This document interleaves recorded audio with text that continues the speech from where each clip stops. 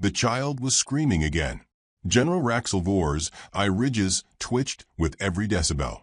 The sound, high-pitched, warbling, seemingly endless, ricocheted off the polished chrome walls of Galactic Command's central dreadnought like sonic artillery. Several aides had already requested reassignment to quieter war zones. "This noise," Raxelvor rasped, mandibles clicking with restrained rage. "How does such a small organism generate such seismic sound waves?" A blue-skinned assistant, young and trembling, offered a nervous shrug. "Our scanners suggest it's distressed, possibly hungry. Then feed it." Raxel snapped, whirling his tail. "Give it nutrients. Data. I don't care. Make it stop." Another aide, a seven-limbed Art-Hari named Vulik, stepped forward, holding a data spike shaped like a pacifier. "We attempted memory upload." The child rejected the knowledge of wormhole physics. "Threw the drive at my eye." "And chewed on it," another muttered. The general growled. "You assured me this acquisition would bring leverage. That Earth would beg for its return. Where are the diplomats? Where are the warships? Where's the panic?" The child shrieked louder, as if offended by the lack of appreciation. The room fell into silence, not from the baby's sudden quiet, but because every console on the bridge blinked red. An incoming transmission. Human in origin. "Put it through," Raxel hissed. The hollow projector hummed, shimmering to life in the center of the command floor. A woman appeared, seated primly at a small wooden table that clashed comically with the sterile, digital background. She wore Earth-standard diplomat attire, gray wool, a neck ribbon, a calm, unreadable expression. Her hair was tied back, her hands folded neatly around a porcelain cup. "Good afternoon," she said. "I'm Florence Harrow, Earth Envoy, Crisis Division." She sipped her tea, then smiled politely. "I believe you've stolen our child." "Recovered," Raxel corrected sharply. "Your primitive escape vessel strayed into our perimeter zone." Strayed. Florence's tone stayed pleasant, but something shifted in her eyes. That escape vessel was a refugee pod from an Earth-aligned settlement. You intercepted, boarded, and removed a living infant. That's abduction, General. I was told humans value diplomacy. Is this not a negotiation opportunity? Raxel narrowed his eyes. "Oh, this isn't a negotiation," Florence said gently. "It's a courtesy call." The room shifted. Vulik leaned in closer to the screen. What kind of courtesy?" "To warn you." Florence set her cup down. "Return the child immediately, or you'll provoke a species-wide retrieval response." Raxel's tail coiled tighter. "You mean war?" "No," she replied. "I mean something much, much worse." Another shriek tore through the room. The baby, in a transparent stasis cradle, wailed with renewed vigor. An aide attempted to hum soothing frequencies. The cradle's comfort gel short-circuited. Raxel turned to the feed again. Is this screeching part of the threat?" Florence smiled again, as if pleased with the student's question. "No, that's just hunger. But leave it hungry long enough." She let the sentence drift like smoke. There was a silence, thick and watchful. Raxel bared his fangs. "Earth does not intimidate the Galactic Command." Florence didn't flinch. "Of course not. We're terribly polite that way." She reached forward and ended the transmission. The lights flickered. For half a second, all of Command's systems rebooted. Then returned. A single file had been downloaded to the internal mainframe, a spreadsheet. Vulik opened it. Column A, coordinates. Column B, species. Column C, number of times they'd attacked Earth colonies. Column D, their last known location. Column E, a field labeled pending. "Pending what?" Raxel demanded.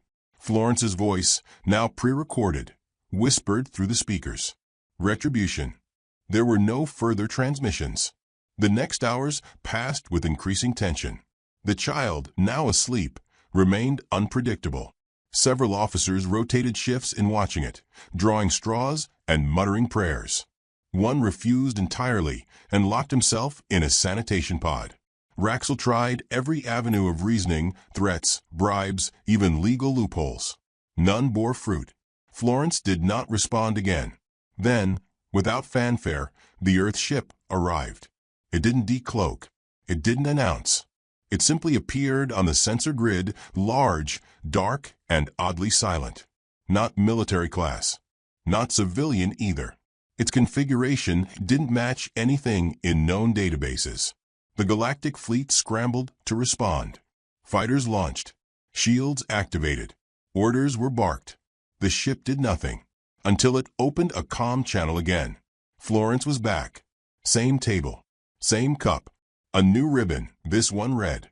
"I'd advise you don't fire," she said pleasantly. "That ship's hull is older than your empire and 10 times as vindictive. We won't be threatened by a glorified babysitter." Raxel roared. "Good. I hate threats," Florence replied. "I prefer consequences." A quiet hum began.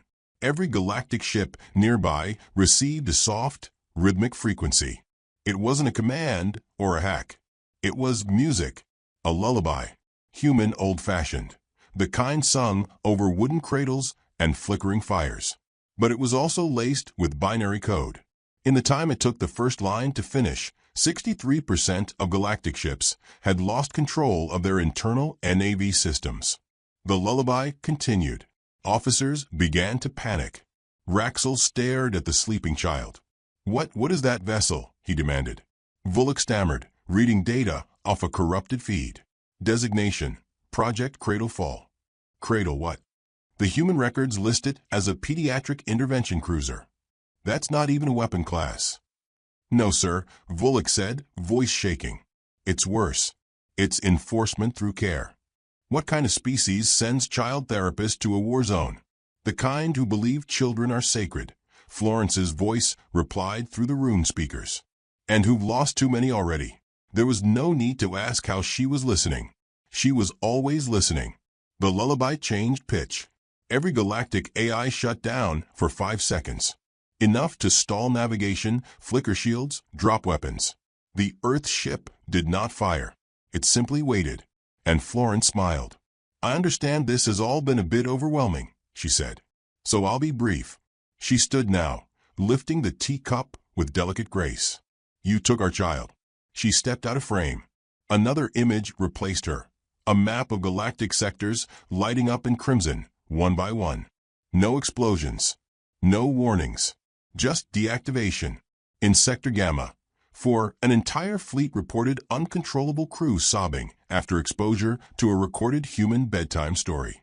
In Delta 9, officers began reciting Earth nursery rhymes involuntarily.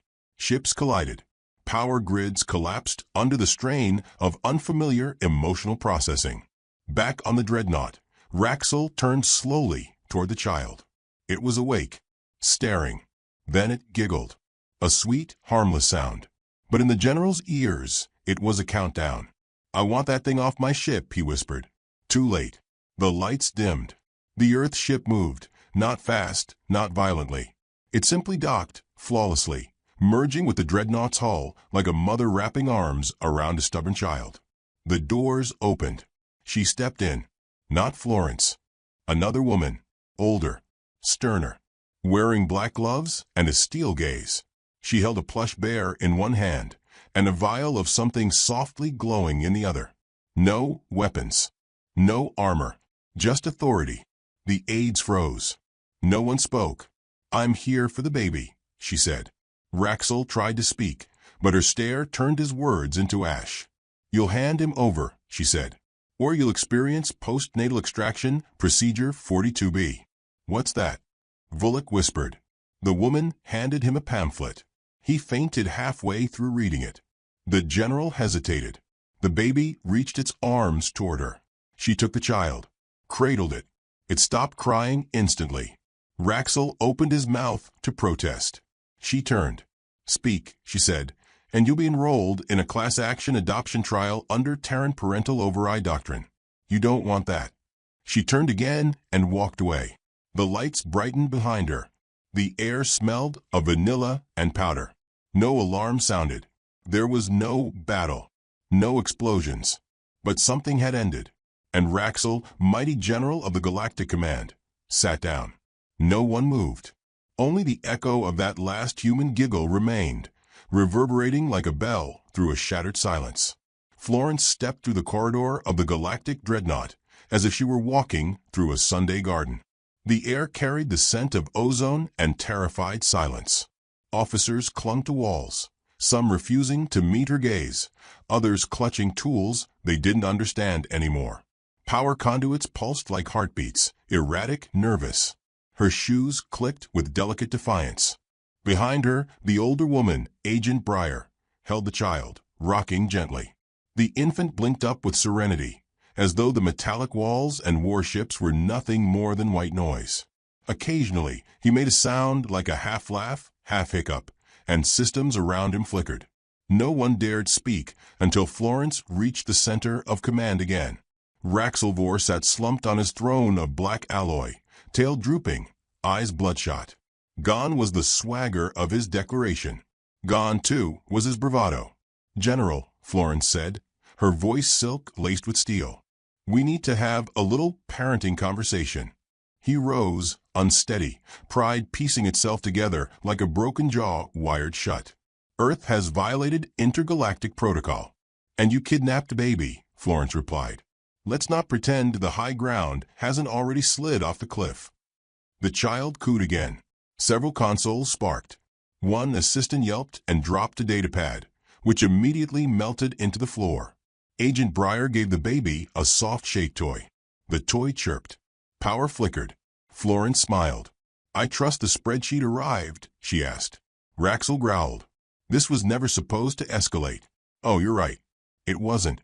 Had you returned the baby, when asked, we would have given you a standard lecture, a strongly worded email, and a lecture from a diplomatic grandmother unit." She let that sink in. "But you doubled down. You didn't return him. You tried to decode him." Raxel snapped. "We didn't even know what it was." "It," Florence repeated quietly, voice a blade wrapped in lace. The room held its breath. "She means the baby," Breyer said. "And she doesn't like repeating herself. Try not to be an idiot." One officer turned as if to protest. Agent Breyer raised a brow. He sat down again. "The baby," Florence continued, "is now under formal Earth protection. He has a name, a designation, and diplomatic immunity. Any further aggression is considered a declaration of war." "I thought this wasn't a negotiation," Raxel spat. "It isn't." Florence took a seat at the center table, unfolded a fresh napkin, and poured tea from a porcelain flask. "You don't have any bargaining power. This is a parenting intervention. And you are the toddler." Raxel sneered, but behind the disdain was something else now. Unease. "You're bluffing." Breyer hummed a lullaby. Half the bridge fell unconscious. Florence sipped her tea. "Are you familiar with terra maternal recovery units?" "Recovery units?" "They're classified, which is why you should be terrified that I'm mentioning them." The infant let out a single sharp cry. Across 3 decks, lights shattered. Florence didn't flinch. She leaned forward. "We don't go to war when our children are taken. We go feral." From the shadows stepped 2 more figures, older Terran women, dressed in gray combat linens, stitched with lullaby verses. No weapons, just calm hands and tired eyes. One held a file labeled Night Feeding Protocol. Another held a blanket with sharp edges. "Literally. This is Team Gamma Milk," Florence said. "They're not soldiers. They're retired grandmothers. Each of them has undergone interstellar grief therapy and now trains resistance units in emotional conditioning." One of the women set down a rocking chair and began knitting. The needles glowed with quiet menace. "You think our threats are military," Florence said. "They're not. They're maternal." Raxel stepped back. "This is insanity." "No, this is Earth." The child reached out toward Florence, wiggling fingers. She stood, took him gently, and balanced him on her hip like she'd done it 1,000 times before. "Do you know what we found?" she said slowly, "when we reviewed your command logs?" Raxel didn't answer. "You made a log entry. Right after the child was brought aboard. You said, and I quote, 'It's just a human.'" The bridge froze again. Florence looked down at the child. "He is not just anything." The baby sneezed. A fire suppression system burst into foam. Agent Breyer sighed and handed Florence a soft towel. "Earth doesn't seek revenge," Florence continued, wiping the child's face, until someone makes the mistake of touching what we hold sacred. Then we stop being polite. Breyer added, we don't always remember who started the war, just who needs to be removed from it. Raxel laughed bitterly. You expect me to believe this is anything but performance? Florence's eyes narrowed. Let me explain the performance, General. While you sat here trying to translate our child's biochemistry, Earth launched 37 separate simulations of your command structure. We've already replaced 2 of your diplomatic channels with AI mimics that are kinder, more competent, and significantly more emotionally stable. You're lying. Try issuing a command. He did. The command routed to his personal screen, then responded with, Sorry, General. Emotional outburst detected. System recommends juice box and nap. Officers around the room paled. We've overwritten your systems, Florence said, still holding the baby. But only the parts dealing with security, weapons, and life support. You know, the unimportant bits. Breyer added, we left navigation, in case you want to fly somewhere far. I'll appeal to the council, Raxel snarled. They're already watching, Florence said, and turned slightly. A screen lit up behind her. Dozens of species, galactic senators, ambassadors, envoys, appeared in silent shock. Some were whispering. Others just stared. I invited them to observe, she said. Diplomatic transparency. Also, I wanted them to witness what happens when someone mistakes humanity's restraint for weakness. A Pluvian ambassador raised a trembling, feathered hand. You turned a child into a Trojan horse. No, Florence said. You did that. We just made sure the horse came with a blanket, a bottle, and a terrible temper. Another alien, an old Crestarii delegate, whispered, She's telling the truth. The Earth Navy didn't move. Just moms. The delegates began debating in rapid tongues. Raxel turned to Florence. What do you want? She rocked the baby gently. Sanctions. Immediate return of all human biologicals detained in the last 20 years. Full data transparency on Black Ops border operations. Disarmament of your pediatric research division. And a galactic-wide apology. Raxel blinked. That's impossible. Then make it possible. A pause. Why all this? For one infant. She looked at him, eyes calm and dangerous. Because the last time someone took one of ours, they didn't return him. And now 27 empires no longer exist. The words settled like ash over a grave. Agent Breyer spoke softly. We remember names. We remember planets. But most of all, we remember the sound of a child crying in the dark. The baby hiccuped. A soft tone echoed through the ship. One of the knitting grandmothers looked up. It's time. Florence nodded. Protocol 99A. Initiate quiet hours. What is? Raxel began. The ship dimmed. Every crew member, not human, collapsed into gentle unconsciousness. Some slumped where they stood. Others curled up peacefully. A few hummed lullabies they couldn't possibly know. Breyer checked her watch. Took effect faster this time. We're improving. You used the baby as a signal amplifier, the Pluvian ambassador muttered, horrified. No. We used the child as a reason, Florence said. The amplifier is our grief. She looked at the child in her arms, who now slept deeply, safely. Human children don't start wars, she said, but they end them. The delegates watched in frozen reverence as she turned away. Reset their systems, Florence told Breyer. But leave a message. One they'll understand when they wake. What kind? Florence thought, then smiled faintly. Just 4 words. She walked to the docking ramp as the Earth ship disengaged. Back on the dreadnought, systems blinked. On every screen, in every language. Next time, send cookies. The ship drifted quietly now, orbiting the edge of contested space like a guilty shadow. Lights had been dimmed voluntarily, hatches sealed tighter than regulation, and even the ship's ambient music, once a soothing chime of confidence, was now silent. Raxel Vor hadn't slept. He sat alone in his command chair, not out of duty, but because his private quarters had locked him out. Earth's override hadn't been total, but it had been deliberate. Enough to humiliate, not destroy. A kind of punishment that felt like a scar, not a wound. The child was gone. So was Florence Harrow. And the lullabies still echoed in the ship's maintenance vents. He hadn't spoken since she left. Not to his crew. Not to the council. Not even to the control systems still listening for orders. His pride lay broken across the ship like a downed satellite. The realization came slow and sickening. This hadn't been a mistake. It had been a test. And he had failed. Twice now, galactic intelligence had been caught flat-footed. Once when humanity had joined the Senate with smiles and open trade offers. And again now, when they weaponized a child and a cup of tea. Raxel finally stood, his limbs stiff with amused rage.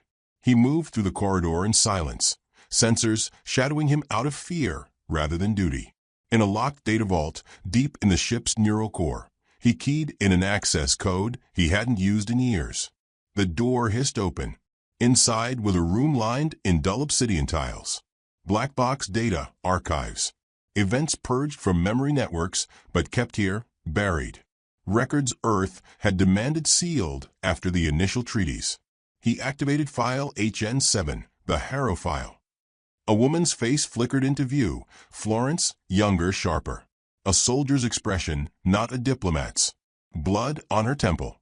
Smoke behind her. She was shouting orders across a battlefield. Somewhere in the Arcturus belt. One of the lost colonies. The footage was grainy, but her voice was crisp. They took him, she said. A child. Mine. Another voice shaking. Commander, we found what's left of the drop pod. Florence's body didn't move, but her eyes changed. Something ancient crawled into them. Deploy Protocol 9, she said. Someone on the comm stammered. But, Commander, that's extinction level. We'll. She didn't raise her voice. Deploy it. The feed ended. Raxel stared at the screen for a long time. He keyed into another log. Tactical Report 7B Alpha. It detailed the aftermath of Protocol 9. 23 planets no longer breathable. 1 moon disintegrated. No shots fired. Just environmental collapse. Synthetic viruses. Psychological warfare, so effective that some species began voluntarily sterilizing themselves to avoid further retaliation. And all of it had stemmed from one child. 1. He deactivated the vault. The darkness returned like a shroud. You don't know what you took, she had said. He hadn't. Not then. But now, every breath was a lesson in what that ignorance had cost him. Elsewhere, aboard the Earth vessel, drifting just outside the Dreadnought's sensor range, Florence stood in the observation deck, the child nestled quietly in her arms. He had stopped crying altogether. His breathing was soft and even, his fingers curled around a woven ring of copper wire. Part toy, part transmitter. Agent Breyer stood beside her, sipping black coffee laced with something stronger. He's adapting fast, Breyer said, nodding to the child. Florence ran a thumb across the boy's forehead. He's stronger than he should be. That's the bloodline, Breyer said quietly. Harrow-class operatives don't just retire. They grow. Florence said nothing. Her eyes were fixed on the stars. She was waiting for something. Not orders. Not approval. She was waiting for the truth to settle. I should have let it burn, she whispered. Too late, Breyer replied. You forgave them. I only gave them time. Forgiveness implies healing. Then why the child? Florence adjusted his blanket. Because the council needed to see that humanity still believes in tomorrow. Even after everything. Even after Protocol 9. They needed to see we still cradle something. And the general? Florence smiled faintly. He's thinking right now. He's going back through his records. Watching old files. Looking for where it all went wrong. He'll find you. He already has. She turned from a window, walking toward the child's temporary quarters. As the doors closed behind her, Breyer checked the time. 2 minutes until planetary contact. They weren't done yet. The real mission hadn't even started. On the Dreadnought, alarms pinged. A distress call from a neighboring star station. Sector Vale 13. A Terran colony there had gone dark 6 months ago. The galactic response had been minimal, classified as low priority due to sparse civilian value. Now it was active again. Raxel read the alert, unsure what disturbed him more, the reactivation or the fact Earth hadn't reported it themselves. The signal was a video loop. At first, he thought it was a mistake. Then he saw the child, older, a few years perhaps, standing on scorched earth, holding a flag with no crest. Around him stood a dozen children, not armed, not uniformed, just watching. The camera panned, revealing alien diplomats kneeling in front of them. The child raised his hand. The screen cut to black. Below it, one sentence. "We teach them young." The signal repeated. A diplomat entered, trembling. "Sir, what are your orders?" Raxel didn't respond. He walked to the viewing platform, stared into the void. Earth had done something more dangerous than attack. They had seeded, not an invasion, an inheritance. Children trained not to hate, but to remember, to build peace through fear, to hold a grudge in a cradle until it matured into doctrine. The diplomat tried again. "Should we engage?" "Not yet," Raxel muttered. "Then what?" He didn't answer. His thoughts were elsewhere now, reaching backward, trying to trace where this all began. Not with Florence. Not even with the child. It began with a lie. He pulled up his own records, encrypted memories from his political career. One in particular, a classified session between the Galactic Senate and Earth's first envoy delegation. He'd been there. The footage showed Earth's early ambassadors, calm, soft-voiced. They had offered no weapons, no fleets, just education, trade, and children's stories. Back then, he'd found it quaint. He hadn't realized they'd been teaching those stories in every language. He played the clip again. One line stuck with him, spoken by a human official in a soft, clinical tone.